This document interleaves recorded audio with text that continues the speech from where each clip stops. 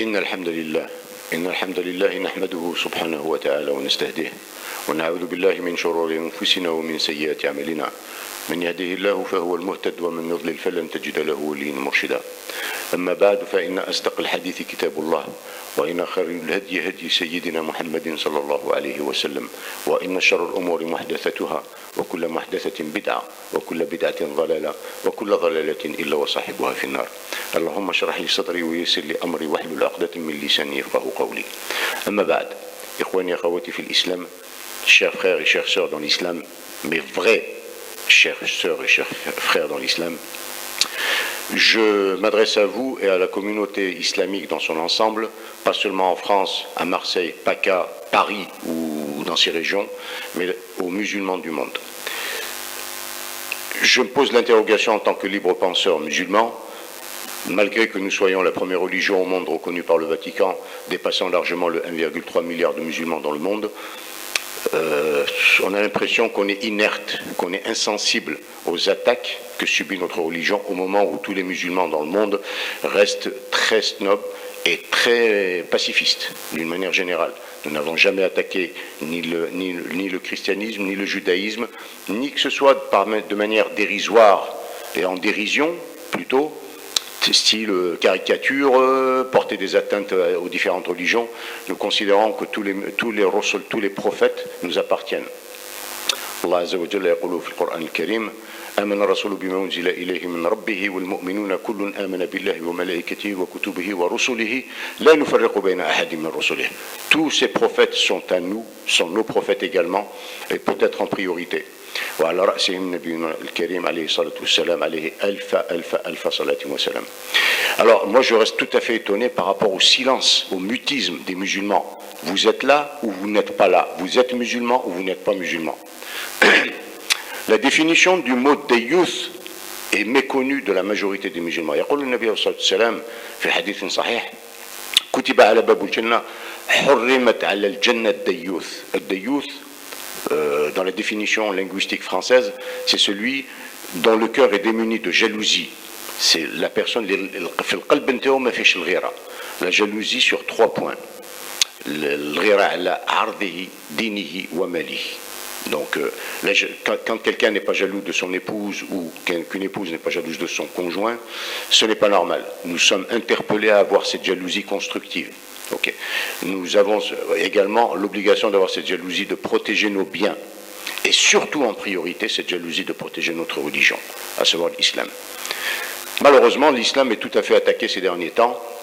Alors, on passe du problème des minarets dans certains pays d'Europe, limitrophes à la France, au problème de voile et du niqab, au problème des caricatures, au problème des films portant offense et atteinte à la communauté musulmane, sans pour autant que cette communauté ne réagisse d'une manière ou d'une autre et ne soit négative dans sa réaction. Personne n'a contre-attaqué qui que ce soit, et pourtant et malgré cela, les attaques continuent. Alors, maintenant, la cerise sur le gâteau, un certain monsieur dans la région de Paris, qui se prétend le super imam, le Mahdi al-Muntadhar, vient de prôner une idée qui est défendue par ce monsieur-là et qui malheureusement, pour le système d'information français, c'est un monsieur qui est passé sur pas mal de chaînes publiques, écouté sur pas mal de chaînes publiques, sur un très large information totalement fausse, portant totalement atteinte à l'intégrité, à la propreté de notre religion. Notre religion est tout à fait propre. Nous refusons, cette religion refuse catégoriquement d'avoir dans ses ailes ou dans ses rangs ce qu'on appellerait des porcs humains. Voilà.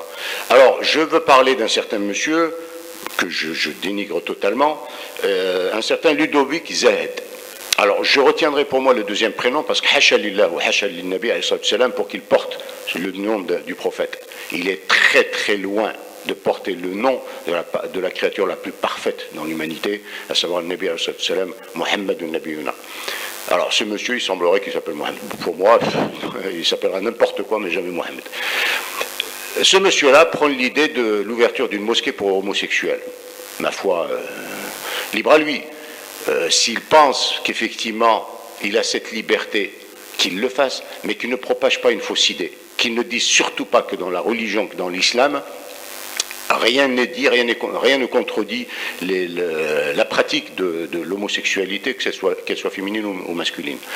Alors, mon premier point de réaction, c'est de voir la réaction extrêmement timide, extrêmement peureuse, frileuse. J'ai écouté, j'ai regardé sur YouTube, comme tout le monde, Tariq Ramadan qui lui répond, mais on dirait, ma foi, d'accord, sans être d'accord, mais écoutez, monsieur Tariq Ramadan, dites que vous êtes d'accord et c'est tout. C'est pas nécessaire d'aller...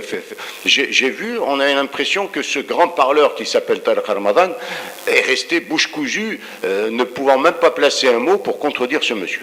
Et d'un. Et de deux, bon, la réaction la plus publique qui a eu lieu, c'est le recteur de la mosquée de Paris, qui, ma foi, fait une déclaration, je vais dire, plus ou moins courageuse, entre guillemets, considérant que ces gens-là ne font pas partie de notre communauté. Oui, mais ça s'est arrêté là. Musulman, ça s'est arrêté à ce niveau-là. Ok.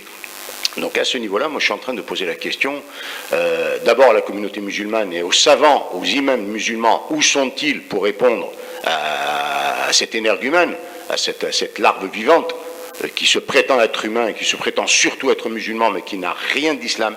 Alors moi je pose la question aux imams d'abord.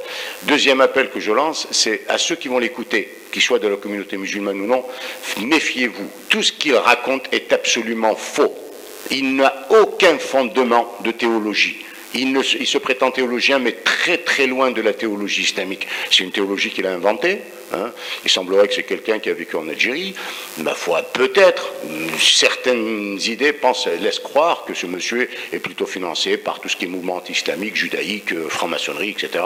On le sait, c'est apparent, mais c'est collé au front de ce gars-là. Mais c'est simple. Tout ce qu'il dit est totalement infondé.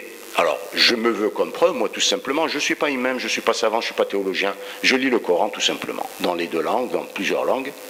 Je lis également les hadiths à Nabi sallallahu alayhi wa sallam, et c'est simple. Ça a été une interrogation d'Allah concernant Qawm Lot. Est-ce que vous allez satisfaire vos besoins sexuels par rapport, s'adressant aux hommes, au niveau des hommes, au moment où je vous ai créé de sexes différents? Allah Azza wa Jal lui-même s'est étonné de ce comportement de ces énergumènes, de ces humains-là, et il en a fait une destruction. Oui, monsieur Ludovic, c'est bien Sodome et Gomorrhe. Et si vous me défiez, si vous me démentez, allez poser la question aux scientifiques et aux savants qui savent exactement où est le Sodome et Gomorrhe et qui savent comment a été détruite Sodome et Gomorrhe. Ils le savent parfaitement. Okay. Et tout le monde le sait parfaitement, qu'il y a jusqu'à aujourd'hui des traces. Si vous dénigrez la connaissance scientifique, coranique et théologique, allez voir la réalité scientifique, qui vous prouvera qu'également et réellement Sodome et Gomorrhe ont vraiment existé et que Allah Azza wa Jal avait imposé son courroux sur cette communauté. Voilà, en les détruisant, en les effaçant de la surface de la terre.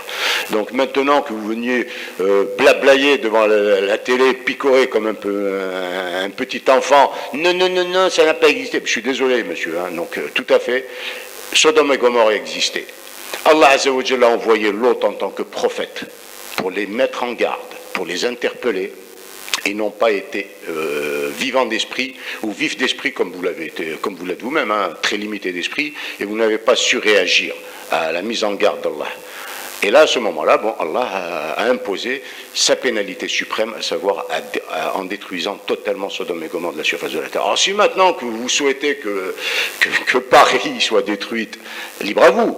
Ou si vous voulez qu'effectivement les fléaux commencent à tomber, je pense que les fléaux sont suffisamment nombreux entre séisme, tsunami et tout ce qui va avec, pour dire qu'aujourd'hui, la mise en garde d'Allah, la mise en demeure d'Allah est tout à fait claire et nette pour dire à des énergumènes tels que vous, bouclez-la, gardez votre bouche, vous n'êtes pas en mesure d'affronter qui que ce soit. Vous inventez des théories, inventez-les tout seul, n'imposez rien à qui que ce soit. Parce que vous me dites, j'écoutais hier sur l'un des plateaux de télé diffusés sur YouTube, non, je n'impose rien. Ah bon, vous n'imposez rien? Vous partez en Suède, pour quel motif? Pour aller propager votre fausse vraie parole.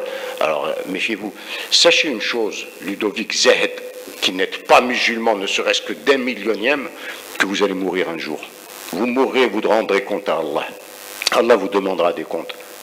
Est-ce que vous y avez pensé? Vous ne serez que vers de terre dans une tombe, et Allah viendra vous dire, est-ce que moi, je t'ai dit que tu étais libre de pratiquer l'homosexualité? Tu vas pouvoir répondre à Allah? Tu vas pouvoir lui dire à Allah que ton Coran est faux? Et tu viens te prétendre. Alors, le plus étonnant, Nabi salam, dans le discours de l'adieu à la Mecque, avait dit j'ai laissé parmi vous deux choses, le Coran et la Sunna. Si vous êtes dans cette Coran et dans cette Sunna, vous ne serez jamais dans l'égarement. Or, vous apparemment, vous prétendez que vous croyez au Coran mais pas à la Sunna. Je suis désolé, vous n'êtes pas musulman. Vous sortez du cercle des musulmans. Vous sortez totalement du cercle des musulmans. Ne venez pas là crier dans les chaînes de télévision que vous êtes musulman. Enlevez votre barbe, elle ne sert à rien. Bon, éventuellement, c'est pour faire beau, hein, pour votre mari, peut-être effectivement, mais aux yeux des musulmans, non, c'est une fausse barbe que vous avez, c'est un faux comportement, et c'est un comportement totalement insultant pour l'esprit des vrais musulmans qui sont jaloux de leur vraie religion et qui en font une valeur, mais non pas une dérision comme vous le faites. Alors, au même titre que l'imam de Drancy ou d'autres imams à côté, à droite et à gauche de Bordeaux, etc., qui prétendent connaître la théologie, mais venez nous rencontrer, messieurs. Venez nous rencontrer. Nous sommes Dar el-Iman TV. Nous sommes basés à Marseille. Dar el-Iman TV. Venez nous rencontrer. Fixons rendez-vous et parlons autour d'une table. Ramenez vos théologiens et nous ramènerons les nôtres. Et nous verrons ensuite. Mais cette fois-ci, nous choisirons, nous, les télévisions qui vont diffuser cela. Et vous verrez, à ce moment-là, qui dit la vérité. Parce que là, vous êtes en train d'induire dans l'erreur la majorité des musulmans. Moi, je ne parle pas de moi, parce que, alhamdoulilah, alhamdoulilah, alhamdoulilah, mes parents m'ont inculqué la vraie religion, ou alhamdoulilah, au même titre que toutes les personnes qui m'entourent dans tous mes environnements sont des gens qui connaissent vraiment la charia islamia et qui connaissent vraiment l'islam propre, l'islam net, l'islam intact. D'accord ? Vous ne le connaissez pas. Je suis désolé, vous ne le connaissez pas. Donc nous le connaissons tel que nous le connaissons, nous savons que l'islam a des valeurs positives. L'islam n'est qu'un encouragement pour l'évolution réelle. On n'adopte pas une société au Coran, on adopte le Coran à la société. D'accord ? On ramène ce Coran, on l'explique aux gens et on verra dans ce Coran les solutions à toutes les interrogations. Que ce soit dans les relations hommes-hommes, que ce soit dans les relations hommes-femmes, à ce moment-là, s'il interdit, s'il est illégal dans toutes les religions, parce que ça a été rejeté, sachez-le, monsieur Ludovic, que ça a été aussi rejeté dans le judaïsme et dans le christianisme. Ok, libre à vous de croire ou de ne pas croire. Ramenez vos prêtres et je leur en dirai un mot. Je connais également la Bible, vous inquiétez pas. Ok, donc ça a été rejeté par toutes les religions. Ne venez pas vous prétendre le super prophète aujourd'hui. Le Mahdi al-Muntadhar, c'est pas vous. Vous inquiétez pas, c'est pas vous le Mahdi al-Muntadhar. Ok, ne venez pas nous ramener un message qui est faux pour dire voilà le dernier message que je connais. Non, non, pas du tout. Donc là, simplement, rappelez-vous à l'ordre que vous allez mourir et que vous allez rendre compte à Allah. Vous allez demain rencontrer Allah. On mourra tous, mais demain Allah vous demandera des comptes et ce sera essentiellement à lui de le rendre compte. Mais avant d'aller rendre compte à Allah, ayez le courage de contacter Dar el-Iman, faites un commentaire sur la vidéo que je suis en train de tourner en tant que libre penseur, musulman, et fier d'être musulman, et un vrai musulman par-dessus tout. Voilà. Ceci est un message que j'ai adressé dans l'ensemble, d'une manière générale, à la communauté musulmane pour essayer d'avoir un droit de réponse. Moi, je m'inscris dans le droit de réponse. Aucune chaîne de télévision ne nous a invités, nous, pour avoir un droit de réponse. Il ne représente que sa personne. Hein. Suite à son intervention, je suis désolé, il ne représente que sa personne. Il n'a jamais, en aucun cas, représenté la communauté musulmane. Je dirais que Dedil Boubka, oui, a représenté légèrement la communauté musulmane, mais en aucun cas, une chaîne de télévision n'a invité une personne, un vrai musulman, à venir donner son point de vue. D'accord ? On laisse ce monsieur-là dire n'importe quoi et n'importe comment, ma foi, même en l'encourageant, d'accord, mais sans pour autant ouvrir un vrai débat. Là, on est en train de fermer un débat. C'est un débat cloisonné, comme on dit. On est juge et partie en même temps. Et là, c'est une notion que nous ne voulons pas. Nous rejetons en tant que musulmans intègres, saints d'esprit et de corps. Voilà.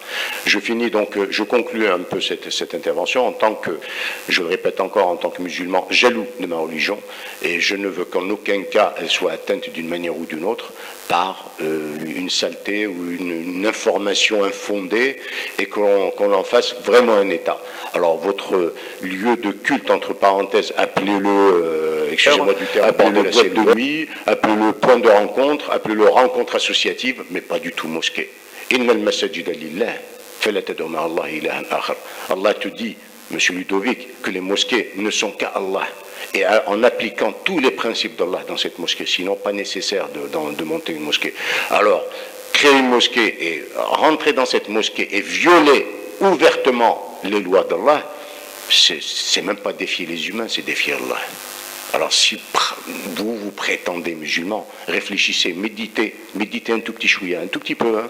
Au lieu d'aller en Suède, moi je vous recommanderais plutôt d'aller au Tibet, au sommet d'une colline où il n'y a personne, et méditez. Plongez en vous-même. Reprenez le Coran et relisez-le. Parce que l'instruction coranique qu'on vous a donnée, ou l'interprétation du Coran qu'on vous a inculquée, est totalement à côté de la plaque. Voilà. Je terminerai donc cela en interpellant à nouveau les imams à réagir à travers les mosquées, à travers les chaînes de télévision, de radio qui sont mises à leur disposition.